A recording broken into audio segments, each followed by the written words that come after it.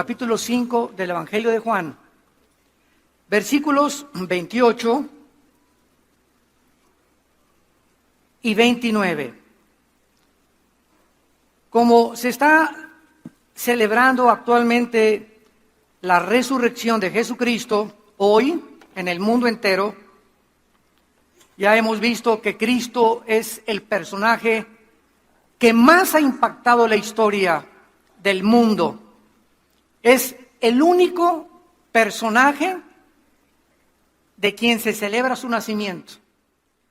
El mundo no celebra el nacimiento, ni saben cuándo nació Buda, ni Zoroastro, ni Mahoma, ni Confucio, ni ninguno de los líderes espirituales.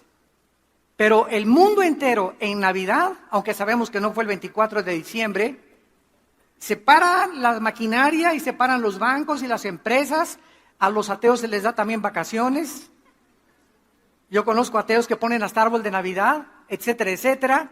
Pero son días en los que el mundo comienza a sentir un espíritu, una sensibilidad de darse regalos unos a otros. ¿De dónde viene todo esto? Del nacimiento del Hijo de Dios.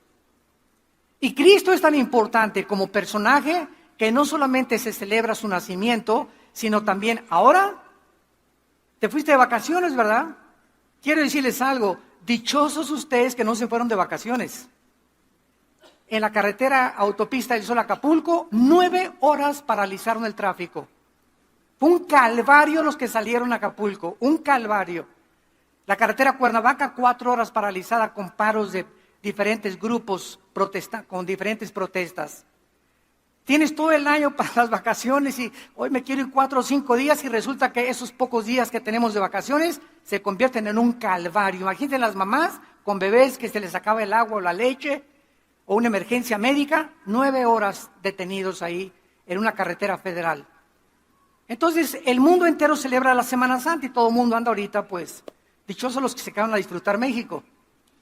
Va a Chapultepec, ¿verdad? Y los arbolitos, y hay muchas cosas que hacer aquí. Puedes caminar ahorita con tranquilidad, sin smog.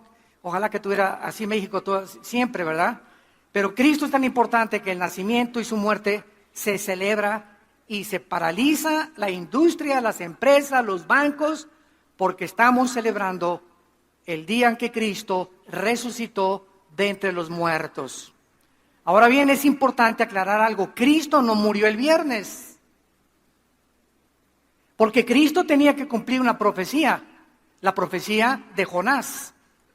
Y Jesús dijo, el Hijo del Hombre tiene que estar 3 días y 3 noches en la tumba y resucitar al tercer día.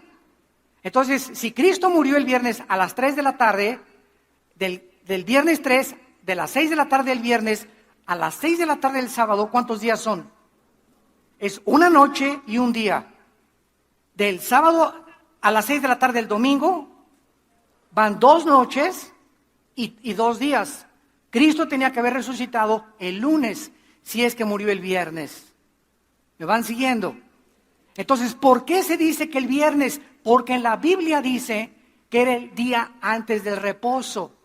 Y cuando no estudia la Biblia, sabemos que había 2 días de reposo. El reposo anual y el reposo semanal. Entonces, en esa semana, tanto el Evangelio de Lucas como el Evangelio de Juan nos muestran que Cristo no muere, ¿verdad? El día de reposo que iba a ser al otro día era el día de reposo semanal. O sea, Cristo muere el miércoles, del miércoles al jueves, del jueves al viernes y del viernes al sábado. Pero Cristo no muere el viernes, imposible que muriera el viernes. Pero se atribuye porque no saben que en Levítico 23... había una santa convocación que mandaba a Dios descansar y cayó precisamente en el día que Cristo fue crucificado. Entonces, ¿quién fue el que puso la tradición de que murió el viernes? La Iglesia romana. Pero esto es antibíblico porque entonces Cristo no hubiera cumplido la profecía de estar 3 días y 3 noches en la tumba. Muy bien, pues vamos a hablar en esta mañana acerca de las resurrecciones, plural, y el juicio final. Vamos a descubrir esta mañana cuántas resurrecciones hay en la Biblia. Dice Juan 5, 28 y 29, Cristo hablando: no se maravillen de esto, porque vendrá hora cuando todos los que están en los sepulcros oirán su voz, y los que hicieron lo bueno saldrán a resurrección de vida, mas los que hicieron lo malo a resurrección de condenación. Vamos por orden. La Biblia menciona aquí dos resurrecciones. Una resurrección es para las almas o los espíritus que siguieron a Cristo de Pentecostés a nuestros días. Vamos a ver que antes de Cristo de la cruz, los santos del Antiguo Testamento van a resucitar hasta el final de la gran tribulación. En el arrebatamiento, en el rapto de la iglesia, solo de Cristo de Pentecostés, a los que están en Cristo vamos a resucitar. Lo vamos a ver con calma. Pero aquí hay dos resurrecciones, la de salvación y la de condenación. Ahora, esta resurrección de todos los justos tiene en la Biblia bastantes divisiones, porque vamos a ver que Cristo fue el primero en resucitar.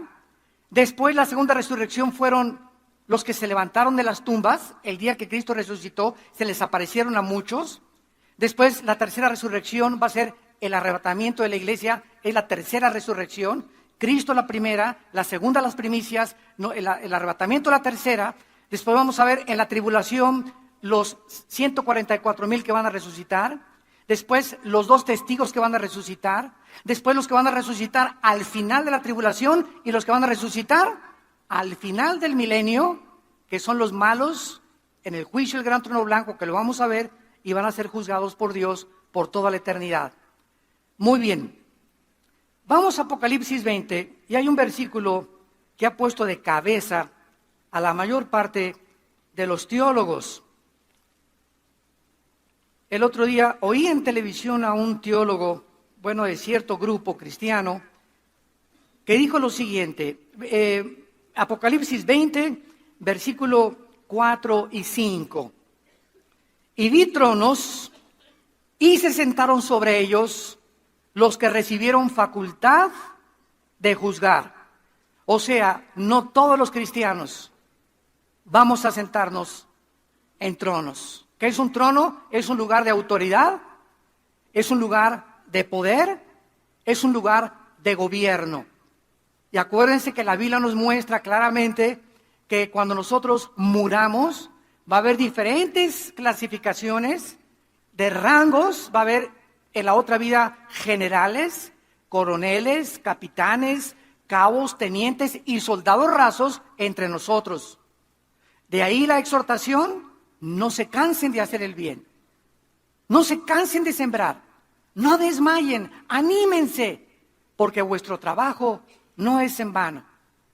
Entonces, estos tronos están reservados para los vencedores. ¿Quiénes son los vencedores? Escúchenme con mucho cuidado: los que comenzaron a conquistarse a ellos mismos. Para que yo pueda vencer a Satanás y al mundo, tengo que conquistarme a mí mismo primero. Y estas pasiones dentro de nosotros, sexuales, de alcoholismo, de drogas, de hacer dinero, de vanagloria, de soberbia, de avaricia, de todas estas cosas, tenemos que hacerlas morir. Y cuando comienzas a hacer morir dentro de ti ese ego que traemos, con el cual tenemos que luchar, y comienzas a matar el ego dentro de tu vida, comienzan a ser un gigante dentro de ti espiritual. Y entonces el diablo, ¿verdad?, no tiene parte contra ti. No hay ninguna forma en la que se te pueda meter. ¿Por qué? Porque estás bajo el amparo y la sombrilla de Dios. El que habita al abrigo del Altísimo morará bajo la sombra del Omnipotente. Dice en Hebreos: el que vive cerca de Dios vivirá protegido por Dios. Entonces, cuando nosotros comenzamos a vencernos a nosotros mismos, a vencer la impureza sexual, a vencer la gula, a vencer todos esos pecados, el egoísmo, el vivir para mí, el no importar por la gente, comienza a crecer un gigante espiritual dentro de mi vida. Cristo comienza a manifestar y usar nuestro cuerpo a través de nosotros, y entonces tenemos victoria contra Satanás, y el mundo ya no nos atrae. Ya no nos engaña el mundo, con las riquezas y la vanagloria de la vida y el aplauso, etcétera, etcétera, porque esta es la parte más difícil a la que se enfrentan los seres humanos. Vean ustedes el proceso. Dios nos sacó, número uno, nos rescata de la esclavitud. Éramos esclavos del pecado. Nos saca de ahí Dios, nos abre la puerta de la cárcel donde estábamos y nos saca. Número dos, nos lleva al desierto de la prueba. Nuestra fe tiene que ser probada. Tiene que verdaderamente, las pruebas manifiestan si eres o no eres hijo de Dios. Si ahorita se te acaba el negocio, o te abandona la esposa, o te abandona el esposo, y te comienzas a hundir, significa que esa fe que tenías no era la fe bíblica. No tenías un cimiento sólido. Estabas parado sobre arena y vinieron las lluvias y los vientos y tu vida se fue al suelo, tu casa se fue al suelo porque no estaba sobre la roca. Entonces nuestra fe tiene que ser probada. Del desierto, una vez que nuestra fe es probada, entramos a la tierra de Canaán. Los judíos no entraron porque su fe no fue la fe que Dios quería que tuvieran. Les dio agua, les dio comida en el desierto, les mandó codornices y seguían murmurando y quejándose, y para qué soy cristiano, y para qué me sacó Dios de esto, y siguieron, y ahí se quedaron muertos en el desierto. Y después entramos a la tierra de Canaán, a la abundancia. Dios nos quiere bendecir, nuestra familia, nuestros hijos. Dios no es enemigo que tengas un buen coche, que tengas una buena casa, que tengas un buen trabajo, pero ahí es en la abundancia cuando comenzamos a subir al éxito. Mi negocio prosperó, ya soy famoso, ya soy cantante, ya yo soy deportista, estoy cotizado. Ahí es cuando el hombre llega a la abundancia, cuando no puede manejar el éxito. Ahí es cuando nos descomponemos arriba. Cuando llegamos a la cumbre nos descomponemos. Y ahí están los artistas. Llegan a ser famosos y ya chiquita, tú no eres tan bonita como la otra. Y se casan 3, 4 veces. Divorcios a cada ratito entre los artistas. Los deportistas igual, los cantantes se llenan de soberbia. Los políticos lo mismo. Y dentro de los cristianos no somos diferentes. Solamente hemos sido perdonados por los pecados. Pero tenemos que luchar ahora y tenemos el poder para que cuando Dios te quiera bendecir con dinero, con prosperidad, tú estés listo para poder manejar esa prosperidad. Por eso ese falso evangelio de la prosperidad, ¿verdad?, es una herejía. Porque no es verdad que Dios quiera darle a todo mundo dinero y hacerlos ricos a todos. Dice la Biblia que si Dios le hubiera dado dinero a muchos de ustedes, hubiera sido una maldición para ustedes. Porque si cuando viene el dinero y la bendición de Dios, tú no tienes el carácter para manejar el dinero, desperdicias el dinero en cosas vanas y superfluas. Pero cuando estás manejado por Dios y con la sabiduría de Dios y con la fortaleza de Dios, y Dios bendice porque nos quiere bendecir, ese dinero lo vas a usar para propagar el evangelio de Cristo. Lo vas a usar para el reino de Dios. Y Dios no te va a quitar que vivas con $500,000 mientras le entregues otro $500,000 a la obra de Dios. Dios no te va a quitar si ganas 2 millones de pesos. No, Dios solamente te pide 15, 20, 30% de lo que está en tu corazón. ¿Para qué? Para que no te hagas avaro ni pongas el dinero como un ídolo. Entonces, mientras eso no sean ídolos, Dios nos sigue bendiciendo. Y por eso muchos de ustedes, amados santos de Dios, se quejan. Ay, ¿ya viste ese hermano? Se compró un carro nuevo. Y ya viste la hermana, hasta de China poblana anda vestida. Y ya viste, hermano, la casa tan bonita que tiene. Y tal vez esas personas son personas que son generosas con Dios. Y por eso Dios las está bendiciendo. ¿Quiénes son los que quejan? Los que nunca dan. ¿Quiénes son los que se quejan? Los que nunca dan nada a la obra de Dios. Entonces, es importante que entendamos esto. La abundancia es peligrosa cuando no tenemos el carácter para manejar lo que Dios nos da. Entonces, estos tronos de Apocalipsis 24 son cristianos que fueron vencedores, vencieron sus pasiones. Dichoso el varón, dice Santiago, que vence la tentación, vencieron el mundo, vencieron a Satanás, merecen reinar, gobernar por toda la eternidad con Cristo. Y vi las almas, dice, de los decapitados. El anticristo usará la guillotina. Esta palabra decapitados es la palabra hebrea pelequizo, que significa cortar la cabeza. Lo mismo que se usó en la Revolución Francesa con Robespierre, el anticristo va a usar la guillotina, les va a cortar la cabeza. Una vez me preguntaron, oiga, ¿qué forma va a usar el anticristo para matar a los que no reciban la marca del 666? ¿Los va a ahorcar? ¿Fusilar? ¿Les va a inyectar una inyección letal? No, la Biblia dice, les va a cortar la cabeza. La guillotina se va a volver a poner de moda. Y actualmente estamos viendo ya que muchos grupos están usando, ¿verdad?, la guillotina, o sea, el hacha o lo que sea, y por todos lados estamos viendo ya descabezados, ¿verdad?, por todos lados. Ya gente descabezada, ya los criminales están quitando de la cabeza a muchas personas. Entonces, las personas que se nieguen a recibir la marca van a ser decapitados por causa del testimonio de Jesús. Los que no habían adorado a la bestia ni su imagen y no recibieron la marca en su frente ni en sus manos, y vivieron y reinaron con Cristo 1000 años. Pero lo que nos atañe es el versículo 6, 5 y 6. Pero los otros muertos, ¿cuáles otros muertos?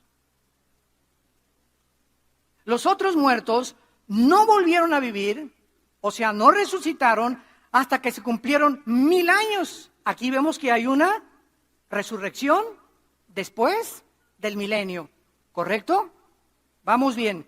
Esta es la primera resurrección y aquí es donde muchos teólogos se han enfrentado, diciendo que el rapto va a ser al final del milenio, que porque aquí está diciendo que esta es la primera resurrección, porque estos muertos van a resucitar después del milenio.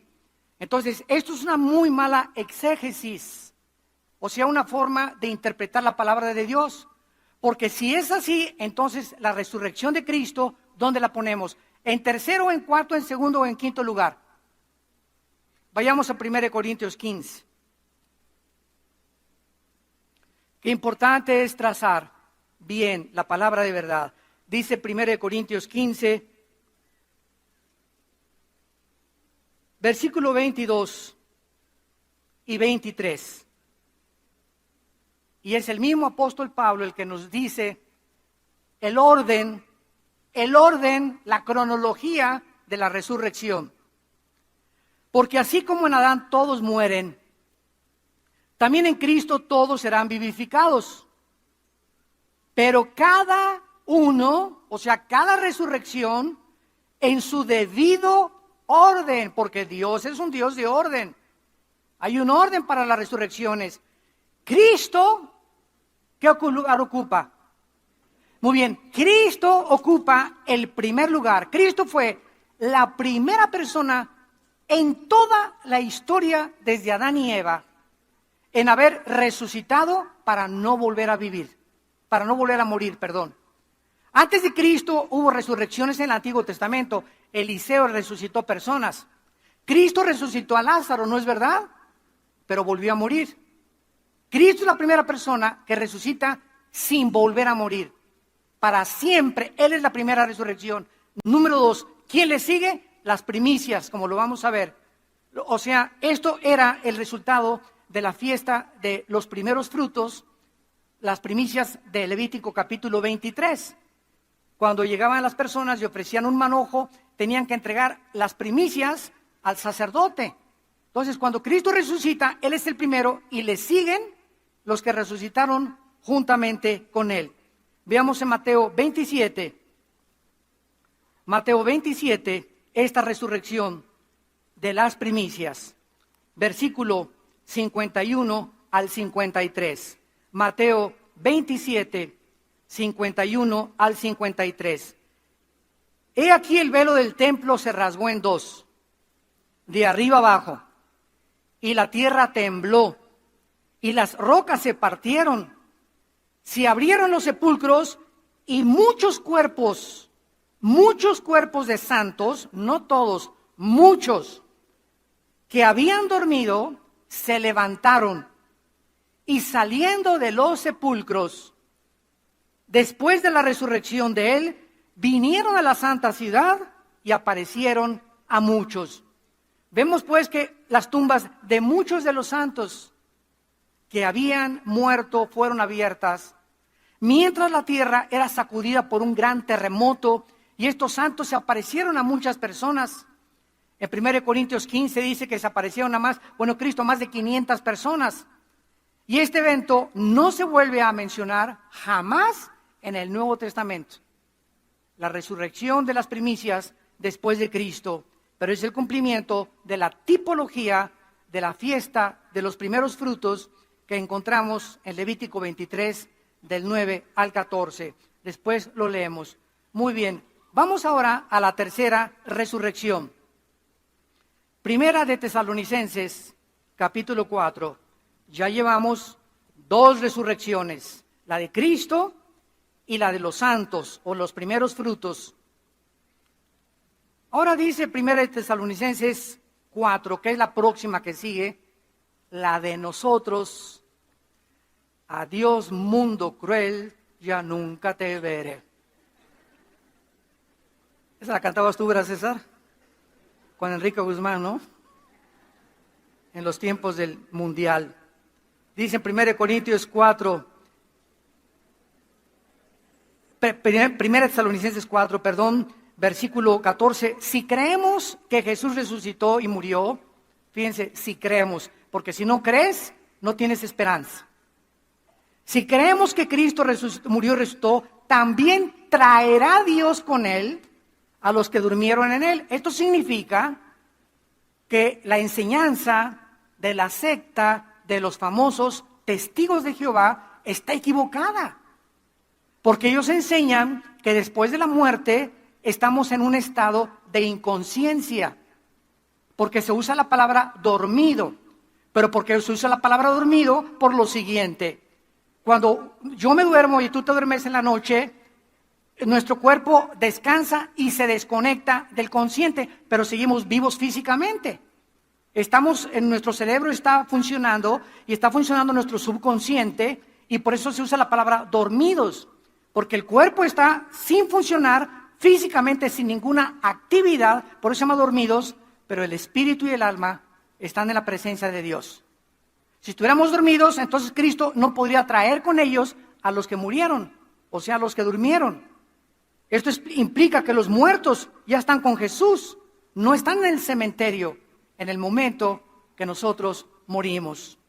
Por lo cual les decimos esto en palabra del Señor, que nosotros que vivimos, que habremos quedado hasta la venida del Señor, no precederemos a los que durmieron, porque el Señor mismo, con voz de mando, con voz de arcángel y con trompeta de Dios, descenderá del cielo y los muertos en Cristo.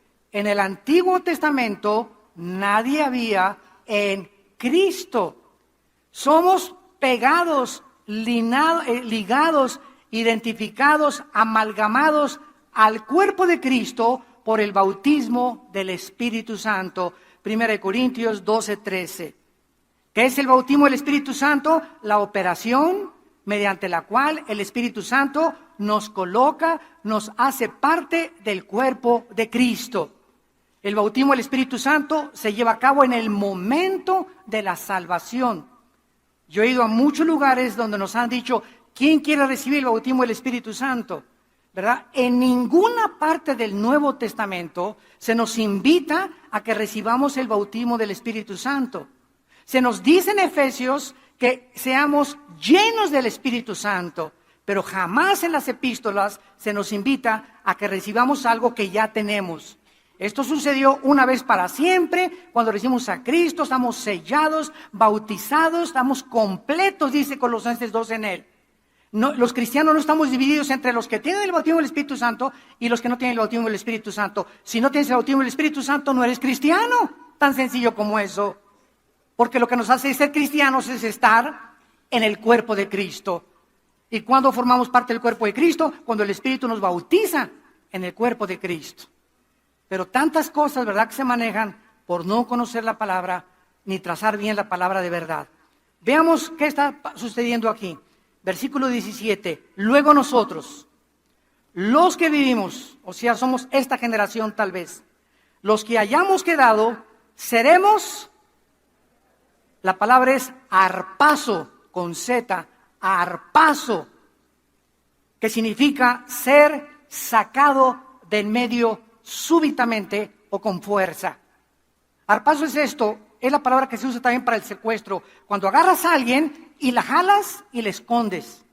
Entonces, súbitamente, millones de personas en el mundo vamos a ser sacados, arrebatados, por eso se usa, con fuerza, ¿verdad? Con el poder de Dios, vámonos.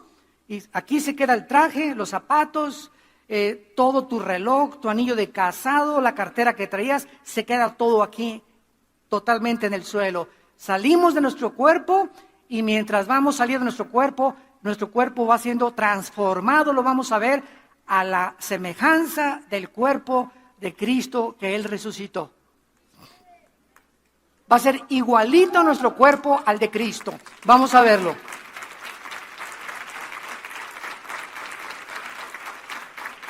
El arrebatamiento, Cristo desciende sin tocar la tierra, porque esto es importante también, la diferencia entre el arrebatamiento y la segunda venida de Cristo.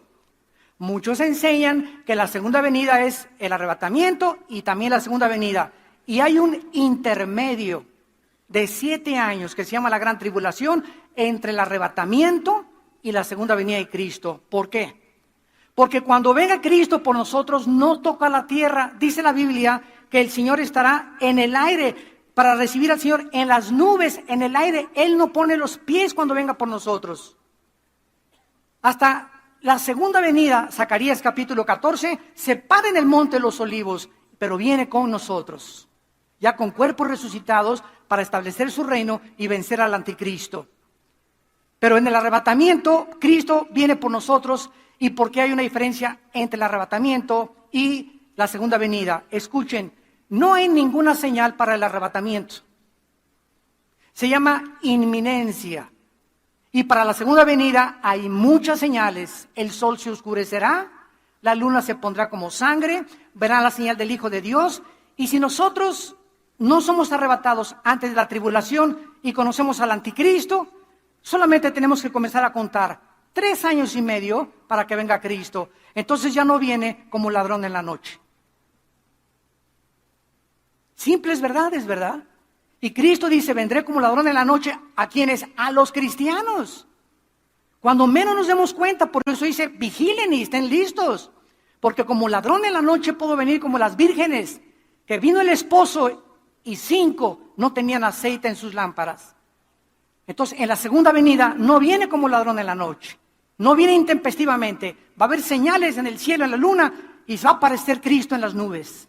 Pero en el arrebatamiento no hay señales. Viene como ladrón en la noche, a la hora que no sabemos. En la segunda venida, los que vivan en la tribulación van a saber, después de que el anticristo viole el tratado, que van a pasar 3 años y medio para la venida de Jesucristo. Si fuera así, entonces sabríamos cuándo venía Cristo y ya no tendríamos que vigilar porque sabríamos cuándo viene. Sencillo, mi querido Watson. Así le decía Sherlock Holmes, famoso detective, a su discípulo. Muy bien. Ahora veamos en Filipenses capítulo 3. La verdad que acabamos de enunciar, el cuerpo de nosotros, cuando resucitemos, porque pues ahorita a todos les debe interesar esto, ¿verdad? Me voy a parecer a Batman, o a He-Man, o a John Travolta, o a quién, ¿verdad? ¿Cómo será mi cuerpo? Nos vamos a reconocer. Anh viết vẫn chưa xong, liệu rằng ngày đó có đến trước, dành khi người mới còn chưa mong như anh từng là người đến trước, khi đắng, khi ngọt, hạnh phúc song hành như chén thuốc em à.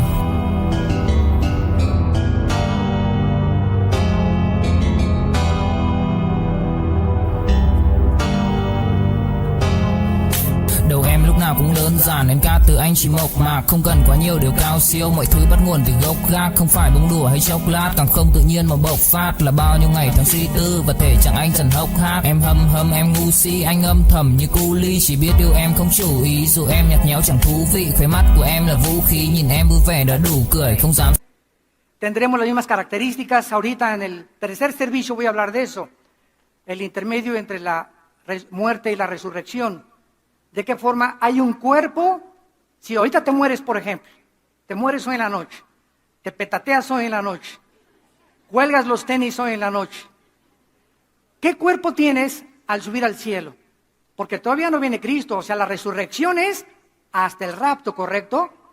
Entonces, antes del rapto, ¿qué cuerpo tienen ahorita los que han muerto en Cristo? De la cruz a nuestros días. En el tercer servicio lo voy a explicar. Vamos a ver ahorita el cuerpo que nos atañe ahorita. Dice en Filipenses 3, 20 y 21.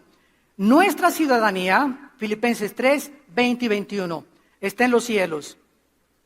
De donde también estamos esperándolo, al Salvador, al Señor Jesucristo, el cual transformará. Metas schematizo en el griego, metas schematizo, que significa cambiar de forma. Cuando Cristo fue enterrado y a los 3 días resucita, ¿a quién se parecía? Me los voy a ver de la A a la Z. ¿A quién se parecía Cristo cuando resucitó? Él tenía la misma cara, la misma estatura, ¿correcto? Pero su cuerpo había sido transformado.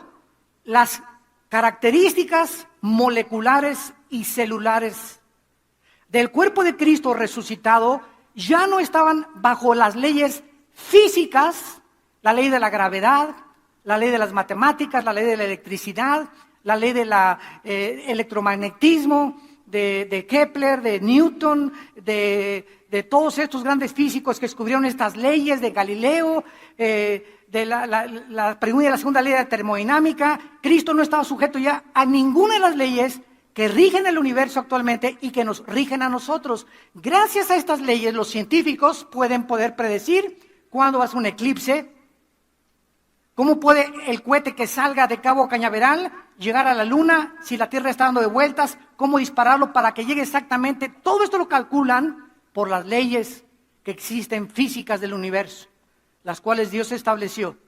Entonces, cuando resucitemos, ya no vamos a ser afectados por estas leyes, porque van a haber leyes diferentes.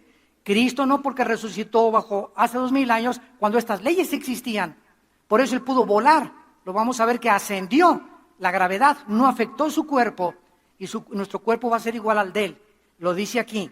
Muy bien. Nuestro cuerpo va a ser transformado, cambiado de forma, pero vamos a ser los mismos, pero guapos. Y bonitas las muchachas. O sea, si naciste con orejas de papalote, ¿verdad? Vas a tener ya orejas, si naciste con una nariz, o sea, pero nos vamos a hacer nosotros, pero ya bien hechos. Todos hemos nacido, ¿verdad?, defectuosos. Todos tenemos algo. Alguien quiere ser más alto, más bajo, etcétera, etcétera, menos grasa aquí. Pero vamos a ser nosotros con el cuerpo como lo vamos a ver. Cuando Samuel fue sacado por Saúl, ¿se acuerdan? En segunda de Samuel, cuando fue sacado del Sheol, ¿se acuerdan que salió de la tumba y espantó al rey Saúl? Pero Saúl reconoció que era Samuel, porque antes de la cruz los cuerpos no habían sido cambiados, estaban en el Sheol con el mismo cuerpo con el que habían muerto, pero con un cuerpo que no estaba sujeto a la destrucción. Ya no estaba afectando la segunda ley de la termodinámica a los cuerpos que estaban en el Sheol. Y los cuerpos que están ahorita en el infierno eres tú. Si vas al infierno en la noche, vas a estar tú ahí en el infierno, pero tu cuerpo va a ser el mismo, pero indestructible. No resucitado, pero si no te quemarías. Y dice la Biblia que los que están en el infierno ya están ahorita quemándose, o están sufriendo el dolor como si una llama lo estuviera ardiendo en ellos y van a tener sed. Entonces, esto nos habla, ¿verdad?, de los diferentes cuerpos. Qué interesante que hay antes de la cruz, después de la cruz y el estado intermedio entre la muerte y la resurrección.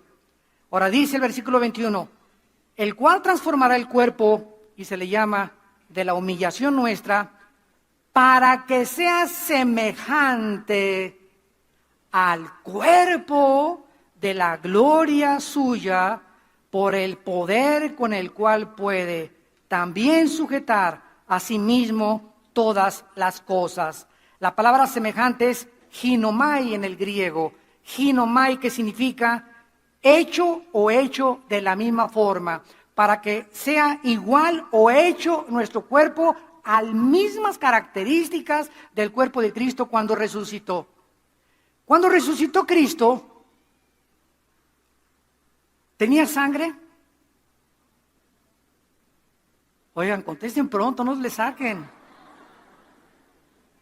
Claro que no, su sangre, la vida de la carne está en la sangre. Su sangre fue completamente, cuando le atravesaron la lanza, dice Juan, vi una gota de agua mezclada con sangre. Los cardiólogos de la época moderna dicen que cuando la gota se mezcla de sangre con el agua es por muerte de rotura del pericardio. O sea que cuando el soldado le atravesó el centurión el costado a Cristo, su pericardio estaba roto. Y por eso salió esa agua con sangre. Y eso nos explica de qué murió Cristo. ¿De qué murió Cristo? Pregunta de los 64,000 pesos. No murió desangrado porque murió antes. No murió de asfixia, que regularmente morían los crucificados. La laringe, ¿verdad? y la faringe eran presionadas por el cuerpo, o morían crucificados y les rompían los huesos para que se colgara el cuerpo y se asfixiaran los condenados o las víctimas a la crucifixión. Pero a Cristo no le rompieron las piernas. Y Cristo duró de las 12 del día, que lo crucificaron, a las 3 de la tarde en la cruz. Y a las 3 en punto murió. Y la Biblia nos muestra en el Salmo 22 que su corazón se le deshizo como la cera. Cristo murió de dolor. Fue tan grande el dolor cuando nuestros pecados, tus pecados y mis pecados, fueron puestos sobre su cuerpo en el santo y hecho más sublime que los cielos, que no soportó Cristo el dolor moral. O sea, Cristo muere y se le rompe el corazón del dolor por nosotros.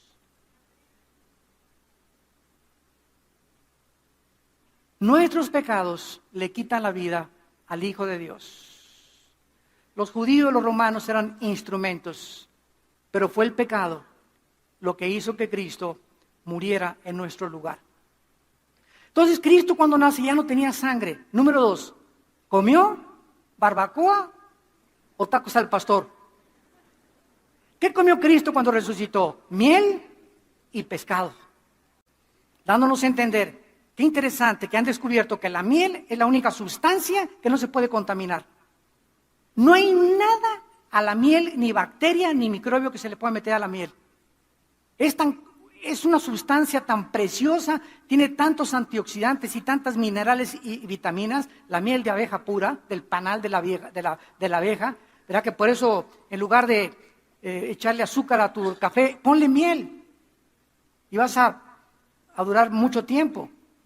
Entonces Cristo come miel y come pescado, porque el pescado es el alimento. Ahora han descubierto el famoso omega 3, omega 2, omega 5, que las personas que toman 2 chochos de omega 3 tienen 60% de menos de probabilidades de morir de un ataque cardíaco.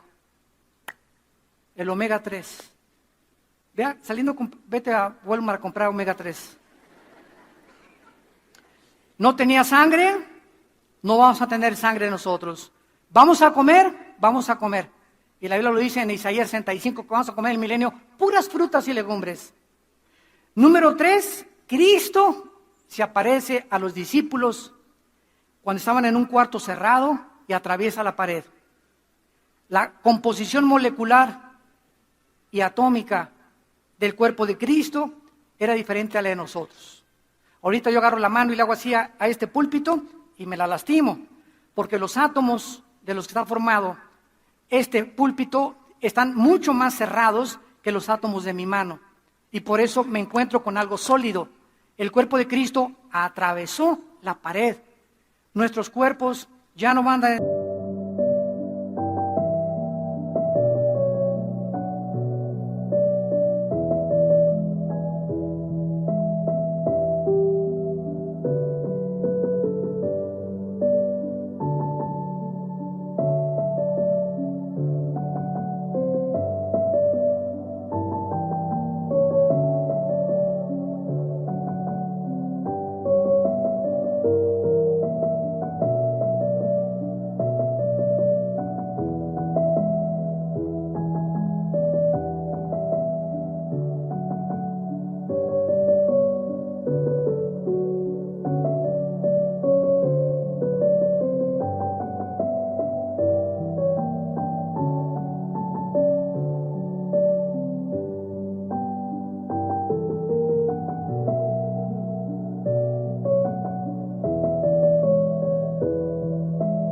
tener ninguna cosa que nos detenga materialmente hablando.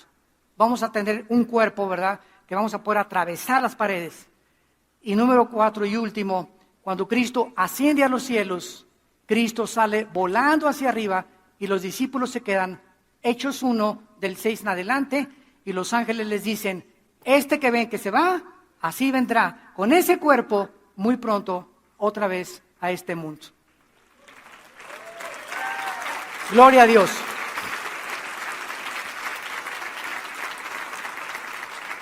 No sé cuántos de ustedes hayan soñado con volar. Muchas manos levantan. Los demás están contentos dormidos. Pero yo particularmente, yo sueño muchas veces así que vuelo. Y como que yo puedo dirigir así el vuelo y regreso. Y me hago así, comienzo a volar. Ya hace mucho que no sueño, pero tuve mucho tiempo que soñé que volaba. Bueno, nuestra cuarta característica va a ser que vamos a volar. Ahorita, si quisiéramos ir a la orilla de nuestra Vía Láctea, nos tomarían millones de años yendo a la velocidad de la luz, 300,000 kilómetros por segundo. Y cuando Einstein descubrió la fórmula E igual a mc al cuadrado, que la energía es igual a la masa, o la masa es igual a la energía, dando la teoría de la famosa de la relatividad, Einstein estaba explicando y postulando que es imposible la conquista del espacio. Nunca vamos a llegar más allá de Marte por el tiempo y la velocidad. Entonces, no tenemos ni idea de lo que estamos hablando con la guerra de las galaxias y que vamos a conquistar las galaxias, ¿verdad? Son puras marihuanadas. Vamos a la cuarta resurrección, Apocalipsis capítulo 11. ¿Y tú que te quieres quedar en este mundo? ¿Qué es lo que Cristo vino a hacer, amados santos de Dios? Nos vino a quitar el temor de la muerte. ¿Qué vino Cristo a hacer? A quitarnos el temor de morir. Hebreos 2, 14 y 15.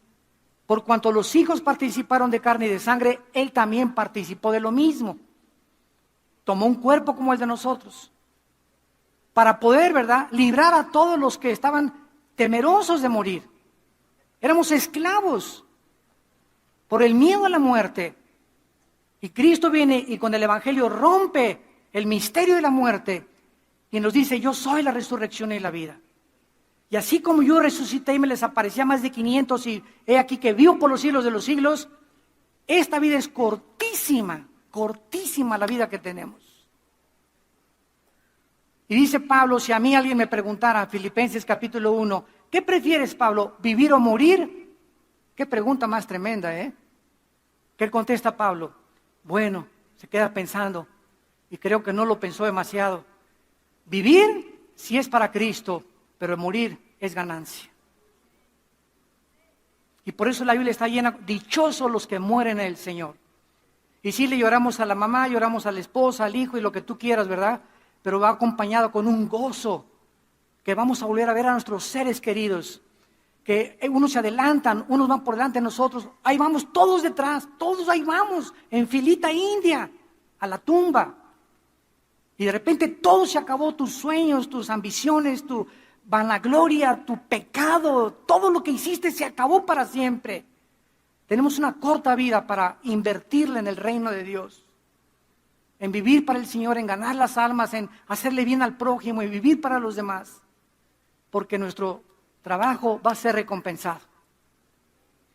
En la cuarta resurrección, en Apocalipsis 11, dice el versículo 7, que habla de los dos testigos que se van a levantar al final de la tribulación. Unos dicen que son Moisés y Elías.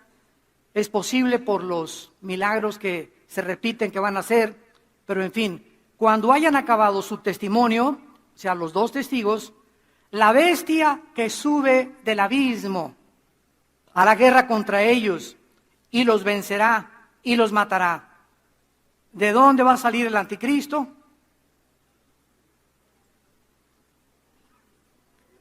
El abismo es la habitación actualmente de los demonios. Los ángeles tienen otra habitación, según de Pedro capítulo 2, que se llama el Tartarus, que se tradujo infierno.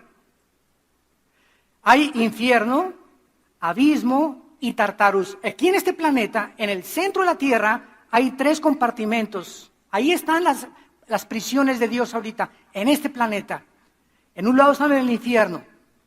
En el infierno están todos los espíritus humanos. En el infierno no hay demonios ahorita.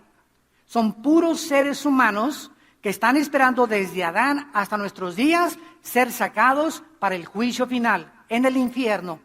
En el abismo es la prisión de los demonios. Cuando Cristo comenzó a sacar demonios, ¿se acuerdan que le dijeron los demonios a Cristo? No nos mandes al abismo. Y se metieron a unos puercos y mataron a los puercos. Y el Tartarus, o las prisiones de oscuridad, que es lo mismo, es donde están los ángeles que quisieron pervertir la genética en Génesis capítulo 6, produciendo gigantes de 4 o 5 metros con 12 dedos en las manos y 12 dedos en los pies. Entonces, la Biblia nos muestra que el anticristo es un principado satánico que ocupó algún líder en el pasado. Muchos dicen que fue Nerón, otros que fue Antíoco Epífanes, otros dicen, ahorita la mayor parte de los teólogos creen, que el espíritu de Alejandro el Magno. Alejandro el Magno es un personaje, como ustedes no se imaginan en la historia. A los 21 años Alejandro comenzó a conquistar el mundo, a los 21 años. ¿Quién le dio esa sabiduría, aunque fue entrenado por Filipos y por todos los griegos que tenía? ¿Quién le dio la sabiduría para formar las falanges famosas griegas? Pelearon contra los persas, con la película del 33, o cómo se llama el 33, ¿no? Que pelean los espartanos, que era un grupo especial que desde chiquitos los trataban de enfrentar con lobos y con todo, para crearles un carácter en contra de la muerte y del miedo, y vencieron casi a más de 15,000 persas en la famosa guerra de las Termópilas. Entonces, los griegos tenían un conocimiento impresionante que Alejandro conquistó en casi 12 años, toda Europa del sur, toda África del norte y casi todo el Medio Oriente. Alejandro el Magno se convirtió en un homosexual, comenzó a fumar hashish y murió a los 33 años en Babilonia, que es actualmente Irak.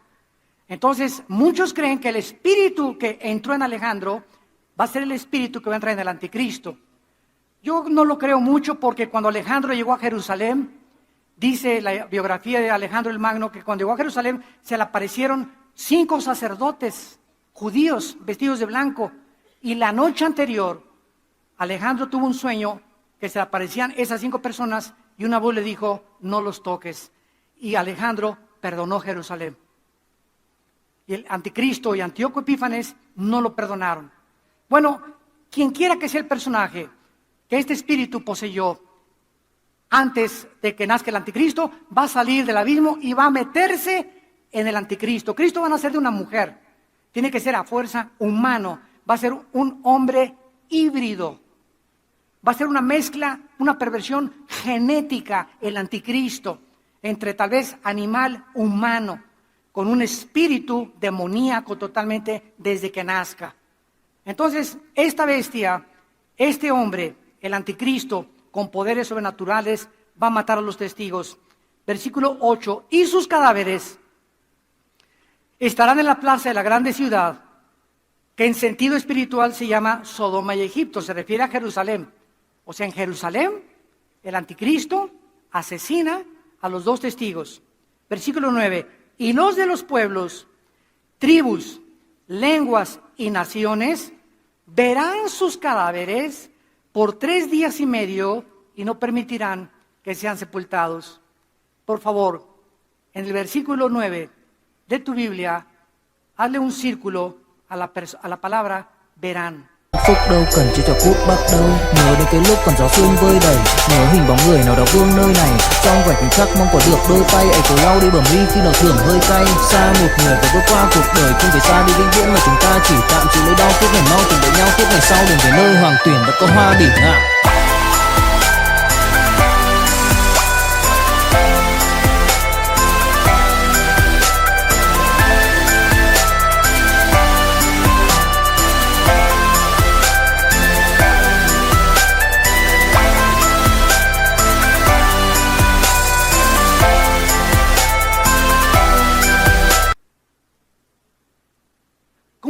posible que hace 2000 años se pudiera profetizar que vendría el momento en la historia en la que todas las naciones del mundo y los pueblos y las tribus iban a ver el mismo evento al mismo tiempo si no se hubieran inventado los satélites de comunicación? Aquí están profetizados con 2000 años de anticipación los satélites de comunicación. Todavía el siglo pasado se burlaban de la Biblia. Mira nada más, aquí está diciendo que todo el mundo va a ver al mismo tiempo la muerte de los dos testigos. Y ahorita prende la televisión y en CNN ya está la guerra de Corea, ya está la guerra de aquí, la muerte, la coronación del Papa, el evento que querramos, lo estamos viendo en todas las naciones del mundo, que casi somos 200 naciones, el mismo evento al mismo tiempo, gracias a que en 1957 se aventó por primera vez el satélite Sputnik por los rusos. Y ahorita hay cientos de satélites que están transmitiendo continuamente en una órbita geocéntrica alrededor del Ecuador las transmisiones de lo que pasa en el mundo entero. Aquí está la Biblia antes que la ciencia lo descubriera. Señores ateos, se eduquen. Y los moradores de la tierra, versículo 10, se regocijarán. Todos estarán, imagínense nada más la insensibilidad a la que el mundo se está dirigiendo, a la deshumanización del ser humano, donde cada vez tenemos menos sentimientos los unos por los otros, donde cada vez el ser humano ve al ser humano como un objeto a quien usar y no a quien bendecir, a quien explotar y no a quien ayudar. Se van a estar felices el mundo, mataron a los dos testigos. ¿Y por qué estaban felices? Y se alegrarán y se enviarán regalos, porque estos dos profetas habían atormentado a los moradores de la tierra. El Evangelio de Jesucristo tiene dos efectos: olor de vida para vida, olor de muerte para muerte. Hay gente que yo le he hablado de Cristo y me dicen, el otro día cenamos con mi mamá que cumplió 87 años, por cierto, en su cumpleaños pasado, ahí en Cuernavaca le hicimos una fiesta y fue una señora bien famosa, pero bien famosa, me reservo su nombre, y comencé a testificarle en la mesa, se sentó con nosotros y con su esposo, con mi mamá, y cuando le comencé a testificar, inmediatamente, no me hable de la Biblia, así. No me hables de estas cosas. Yo tengo mis creencias y yo tengo mi filosofía oriental y yo no quiero que me hables de esas cosas. Se terminó la conversación, muchacho. ¿Está bien? Con permiso, discúlpeme. Pero nos damos cuenta que hay gente que le hablas y se enojan. Se sienten atormentados. O comienza a hablar de Jesús y ya vas a comenzar con estas cosas, mejor me voy. Oye, pero estoy hablando de Jesús, no, mejor háblame de, ¿quieren que mejor les hables de Hitler y para que bailen el jarabe tapatío? Increíble, pero cierto. Bueno, esto va a suceder. Y versículo 11, y entonces a los 3 días entra en ellos el Espíritu de vida, enviado por Dios, y se levantan sobre sus pies, y cayó gran temor sobre los que lo vieron. Esta es la cuarta resurrección. La de los 2 testigos. La quinta resurrección, Apocalipsis capítulo 7. La quinta resurrección, Apocalipsis capítulo 7. Los 144,000 sellados por Dios.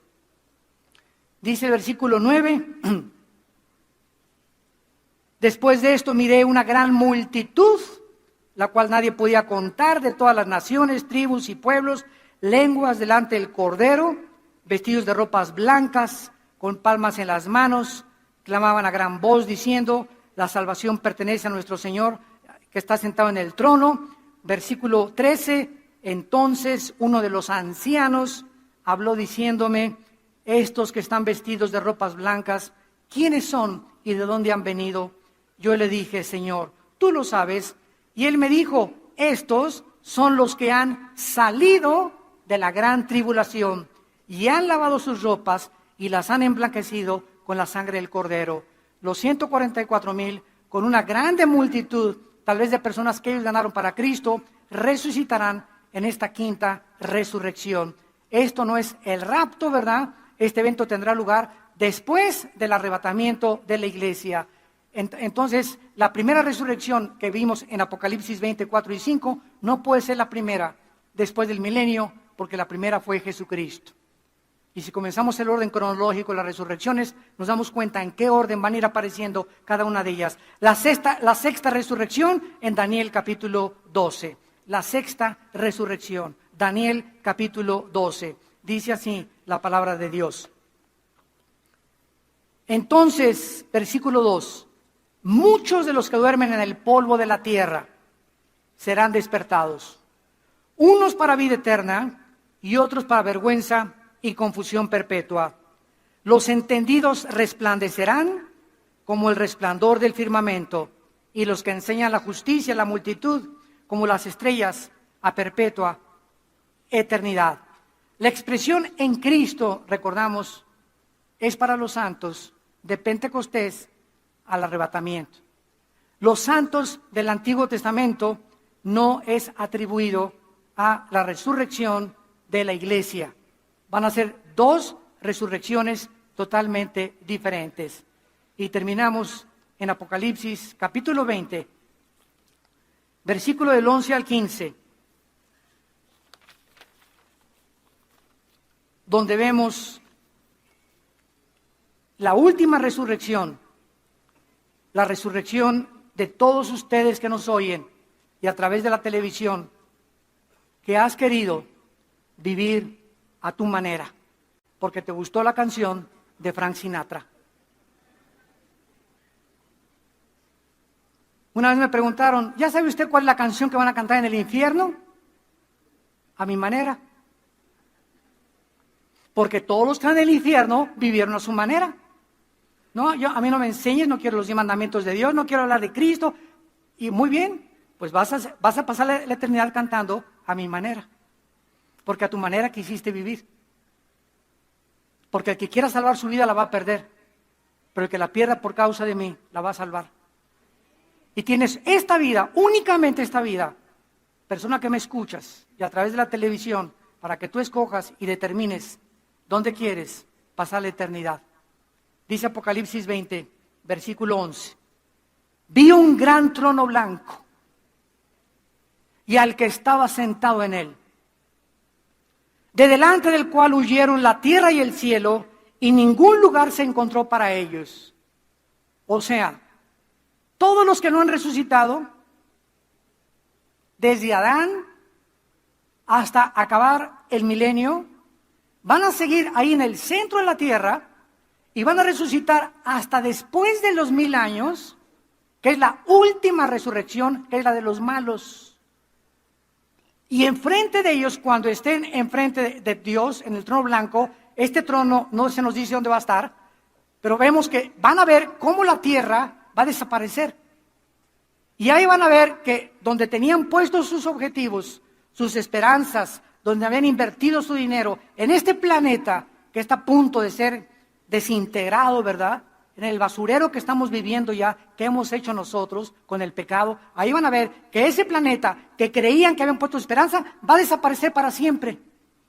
Con todas sus esperanzas y los sueños que tenían, va a desaparecer para siempre. Enfrente de ellos, y vi a los muertos, versículo 2, grandes y pequeños de pie ante Dios. Y los libros fueron abiertos, y otro libro fue abierto, el cual es el libro de la vida. Y fueron juzgados los muertos por las cosas que estaban escritas en los libros según sus obras. Noten ustedes que todos los muertos que han resucitado en este juicio, sin excepción, ninguno está hincado. Todos de pie. Se acabó el tiempo de, perdóname, Señor. No, aquí ya no hay gracia.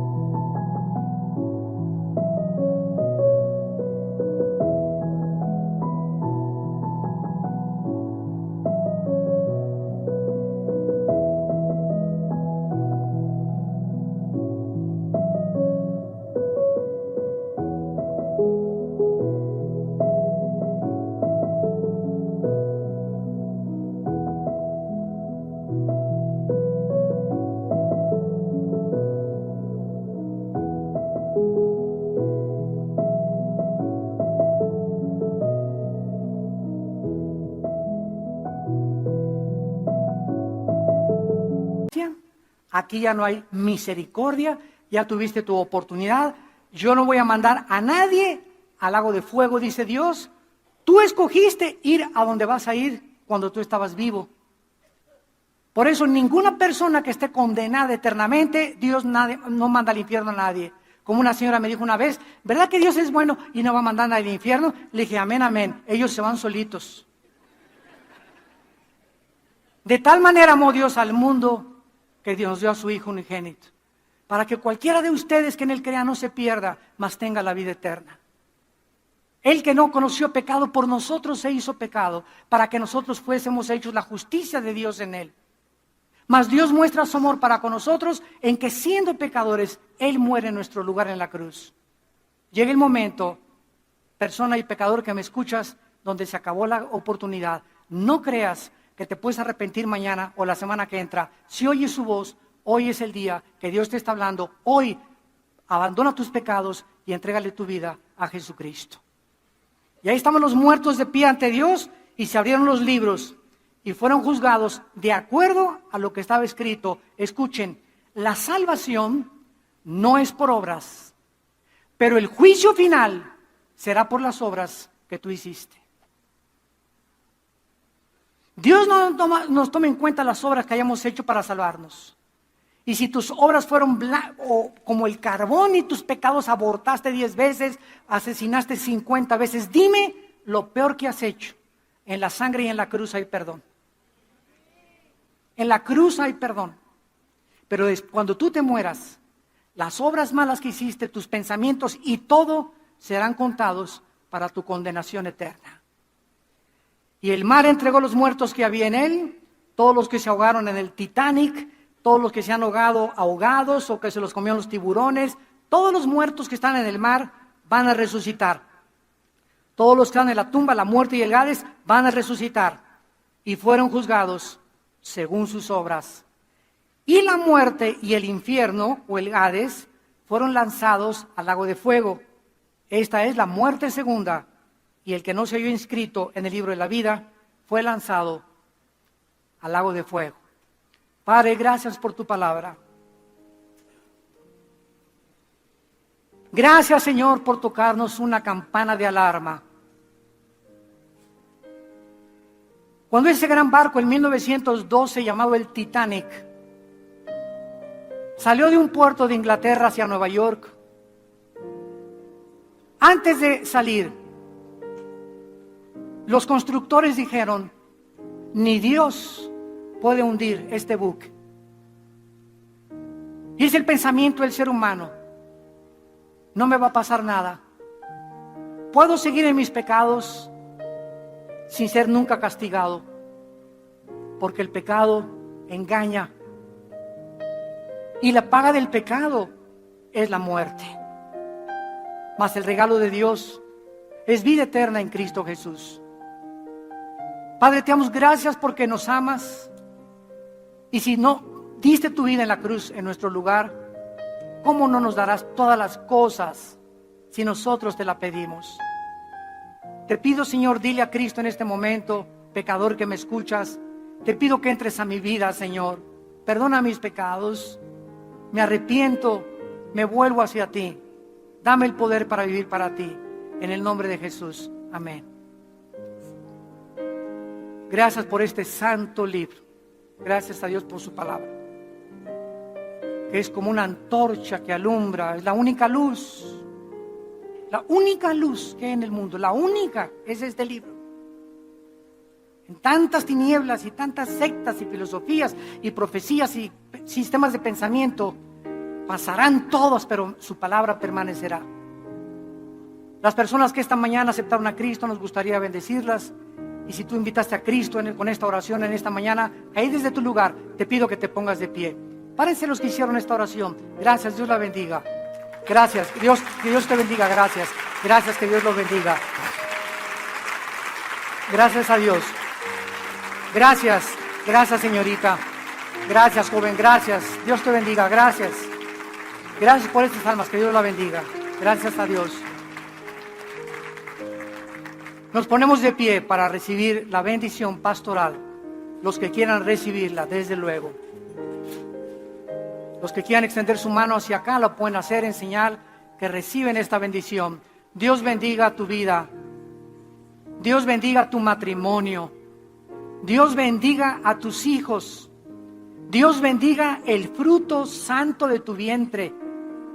Dios bendiga tu trabajo. Dios bendiga tu entrada y tu salida. Dios bendiga tus alimentos que diario Él te provee para que nunca te falten en tu casa. Dios bendiga tus animales domésticos. Dios te guarde y te proteja cuando andes en la calle, que regreses a tu casa sano y salvo.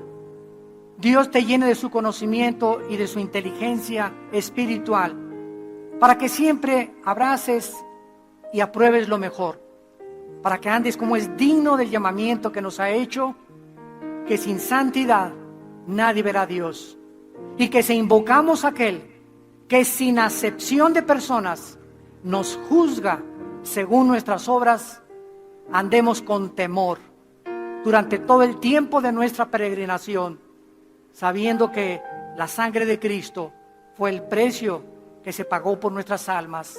En el nombre de Jesús les bendecimos y que el Señor ponga su paz en tu vida. Amén.